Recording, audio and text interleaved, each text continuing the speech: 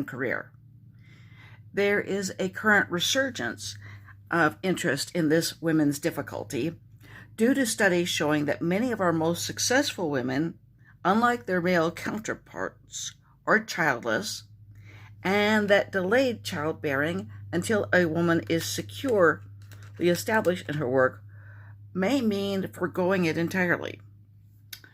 Okay, very little attention has been paid to the possible conflict between women's roles as wives and women's roles as mothers.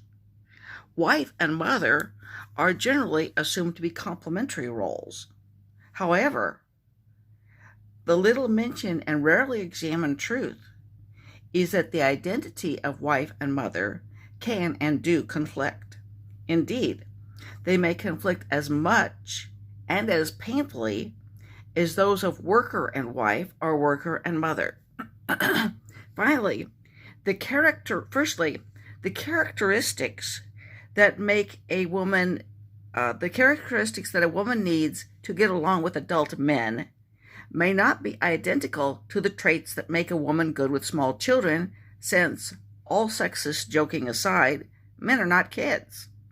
Secondly, being a mother can detract from a woman's ability to be a good wife at least as much as working outside the home can, perhaps even more. After all, the husband is very often at his job at the very same time the wife who works outside the home is at hers. On the other hand, a mother must care for her child when she and her husband are together, taking some attention away from one relationship to give to the other. Since the baby is more needy, a conscientious mother must give precedence to the baby. Although this precedence is necessary, it may subtract from the attention to her husband that nourishes a strong marital relationship. Furthermore, one of the deepest ironies of the human condition is that the natural consequence of sex between a woman and a man, a baby, can wreak havoc on a couple's sex life. An obviously pregnant woman turns some men off sexually.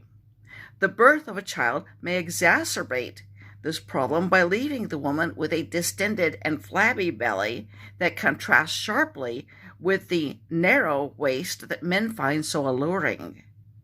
Her overall appearance may suffer in ways that lessen her husband's ardor.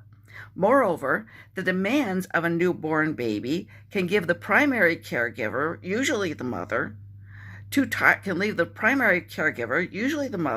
tired for enthusiastic sex.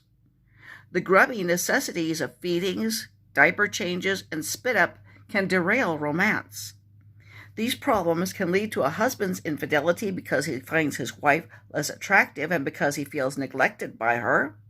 It can lead to a wife's infidelity because the wound to her ego of having lost her figure leaves her vulnerable to the flattery of another man.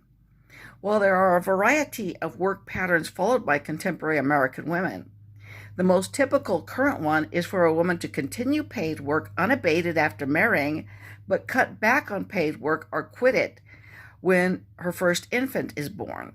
Thus, the family has less income at the very time expenses dramatically increase. The husband may increase his time at work in order to pay the bills, and this time spent apart, combined with likely squabbles over finances, contributes to the further erosion of marital affection and passion. What's more, the arrival of a baby, especially the firstborn, leads to a dramatic lifestyle change. For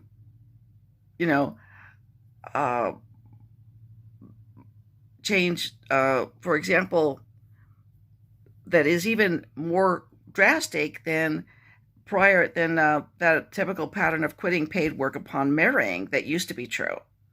The woman who became a housewife as soon as she wed had already adjusted to staying home prior to becoming a mother.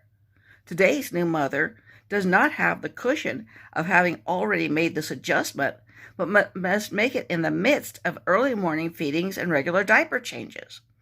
Perhaps the sharpest and most powerful irony of the wife and mother conflict is that, as Phyllis Schlafly has rightly noted, The role of mother, of a dependent mother, is dependent upon the role of father provider, even though the role of mother can work against that of wife. Thus, a stay-at-home mom depends financially on her husband, but if they should divorce, and the breakup could be due to pressures connected with having children, the mother is expected to return to paid work. If, as is usual, primary custody is granted to the mother, this means that child dramatically deprived of a father's presence is now also denied the, according to many, superior care of a stay-at-home mom. Readers may falsely see in these observations an old-fashioned men are pigs message.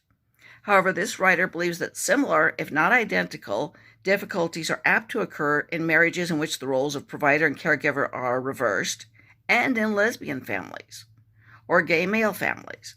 These problems are the product of human traits rather than specifically masculine ones.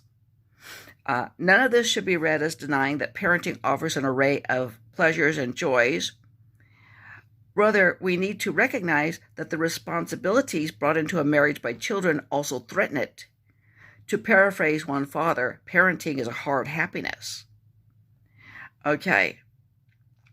Now, I just wanted to point out that we do need some discussion on this issue and on the conflict between being a wife and being a mother, because the conflict is there, and it can be as strong as that between either role, and that